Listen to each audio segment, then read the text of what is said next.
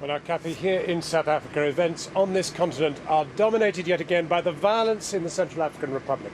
French peacekeepers have been patrolling the streets of the capital Bangui again today in an effort to disarm the Muslim Seleka militia, as the French President François Hollande warned that the sectarian nature of the fighting could spark a full-scale civil war.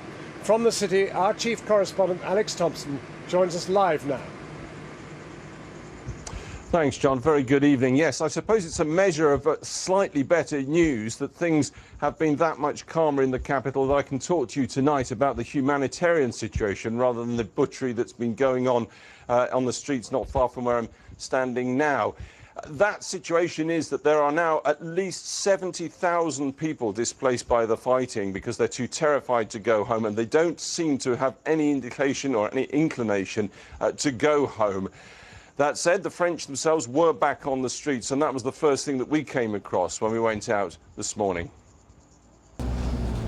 Back on the streets of Bangui this morning, the French army keeping a close watch on the militia they've come to disarm.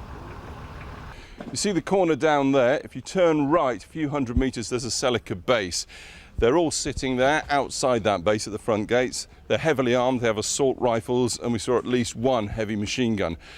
These people saw that too, the French army. They came on patrol right past there, and they're now resting up in the Lycée Français. The French Defence Ministry now says this mission is more dangerous than Mali. Last night, on a brief stop at Bangui Airport, the French president said Paris had to act to stop full-scale civil war here. It was time to act. For weeks, massacres have been perpetrated. There have been horrendous violence against women and children.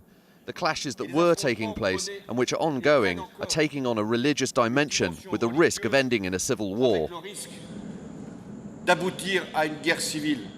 This is not yet civil war in this country, but it is a horrifying sectarian score settling. Even today, Médecins Sans Frontières moving the bodies to the hospital mortuary.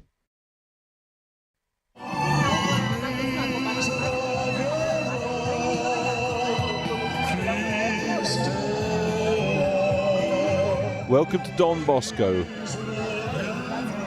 Peace and love croons out from the speakers over the squalor. Inside this former Catholic institute, the Last Supper, as hungry, scared families still stay here. Every night, 20,000 Christians will call this place home. Such is the terror. Joris from MSF told us why. Why are people here? Why have they come? The people are here because, especially at night, insecurity is huge. People are afraid to stay home. Even during the day, people stay here, as you can see. But certainly at night, it's not safe for many, many people. That's why they come here, to find safety within the confined grounds. You get frisked for weapons at the front gate. A man suspected of being from the Seleka Christian killing militia is ejected. What are you going to do with that? Says the policeman, relieving a man of his machete and his hat. Even as French helicopters quarter the ground from above and military transport planes land close by at the airport. But there's football. Arsenal inexplicably well represented in this country. Stepovers and a chance to forget life outside the walls of Don Bosco. Yes, a chance to forget life here, which is why UNICEF were distributing toys, not perhaps the most urgent need, but not insignificant. It gives the children a chance not to think about war, explosions, everything they've gone through. At least they can do something here they can enjoy.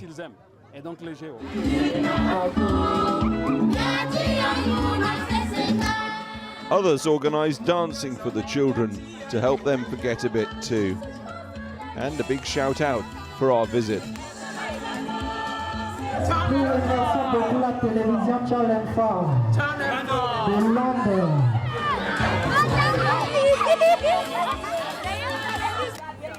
As we filmed the volleyball, yes, they have that too, a 15-year-old boy suddenly approached us, and this almost never happens. We've protected his identity. Est-ce que tu peux rentrer chez toi en ce moment? Can't you go home, I asked him. He said absolutely not. The Seleka militia would kill me. I saw what they did on the streets and I hated it. Killing people like that. There's no sign of the terror diminishing. And look at the scale of it. We filmed a few days ago up at the airport, 35,000 there.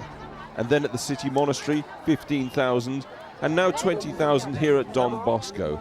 And there's no sign of this terror diminishing, whether the French are here or whether they're not.